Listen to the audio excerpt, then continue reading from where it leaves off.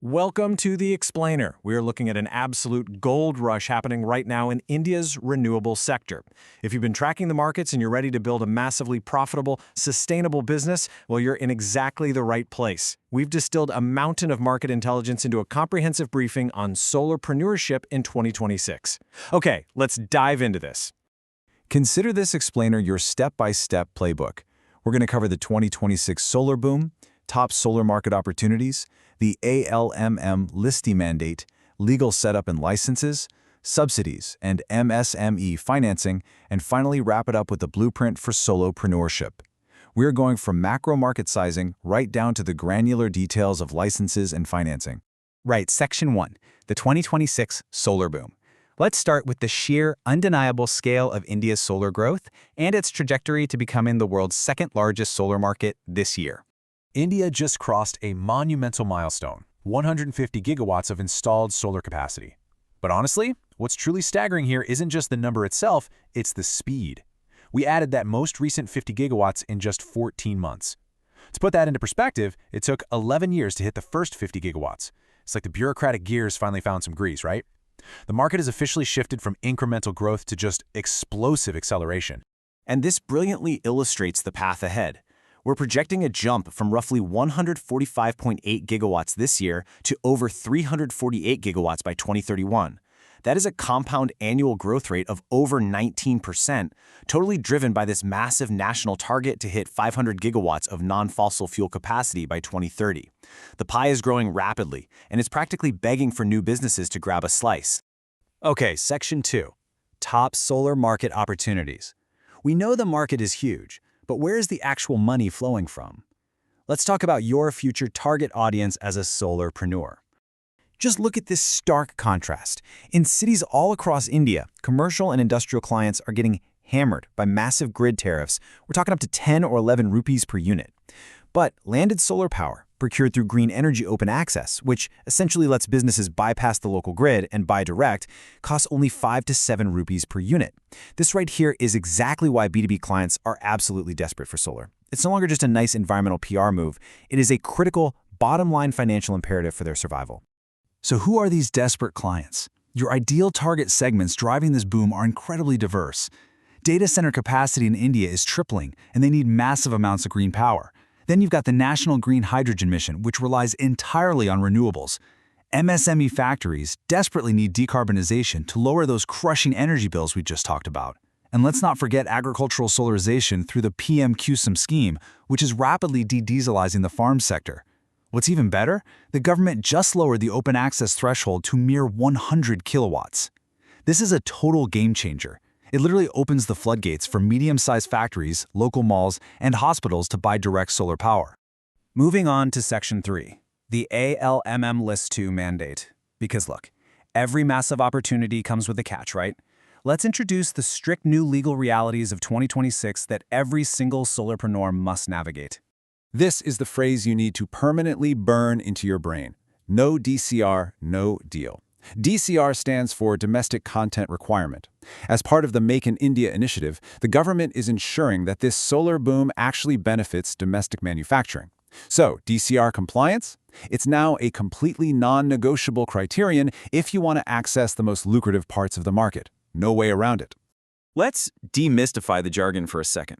ALMM List 2 is a strict mandate taking full effect on June 1, 2026. Previously, List 1 only covered the solar modules themselves. Now, List 2 requires that the actual cells inside those modules must also be domestically manufactured. If you build a project for a client using non-compliant imported cells after this deadline, well, that project gets totally disqualified from government subsidies and you won't get commissioning approvals from the local grid. You absolutely have to secure compliant supply chains immediately. Which brings us to Section 4, legal setup and licenses. We've looked at the hurdles. Let's talk solutions. So, the crucial point is how you actually structure your business to thrive within these new rules. Let's map out a clear, actionable roadmap for setting up a compliant operation. Here is your precise, sequential setup. Step 1. Register as a private limited company, or LLP, to qualify for the big government tenders. Step 2. Get your MSME Udyam registration. This is vital because it unlocks specific green finance rates. Step 3. Obtain a Class A electrical contractor license, which is compulsory for handling grid-synchronized systems. And Step 4, get your DISCOM empanelment. You have to be registered with local distribution companies to process subsidies and net metering applications, which remember is what allows your clients to sell their excess power back to the grid. All right, Section 5, Subsidies and MSME Financing. Once you're legally set up, you've got to understand the money. Let's break down exactly how the traditional capital barrier has been largely removed for both you and your customers. If you're targeting the residential market, just look at these numbers. The PM Surya Ghar Muft Bijli Yojana aims to solarize 1 crore households with incredibly generous subsidies.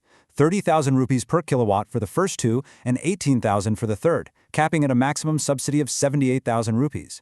We've already seen over 3 million installations. For high-consumption families, this essentially reduces the cost of rooftop solar to practically zero over time. It is literally the ultimate sales closer.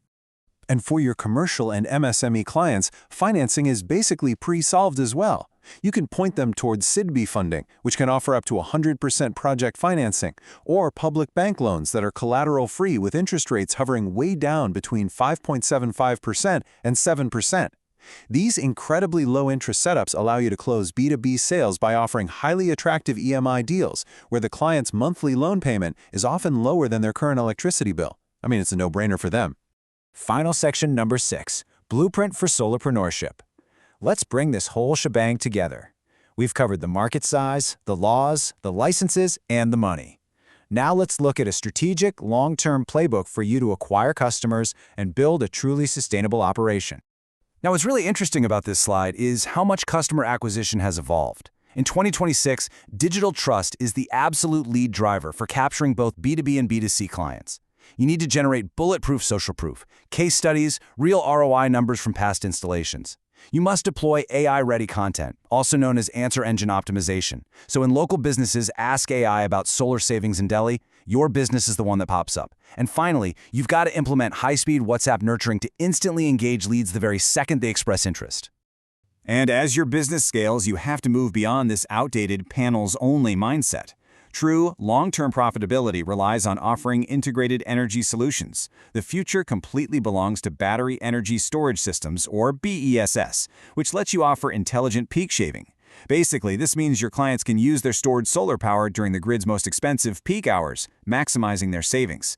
On top of that, positioning yourself within the green hydrogen supply chain ensures you're managing the long-term decarbonization goals of India's biggest, most lucrative industries. We've mapped out the massive growth, the regulatory hurdles, the financial levers, and the acquisition strategies. The transition to a renewable economy in India is quite literally a trillion-rupee opportunity that is happening right now, with or without you. The demand is surging, the government backing is ironclad, and the financing is just sitting there waiting.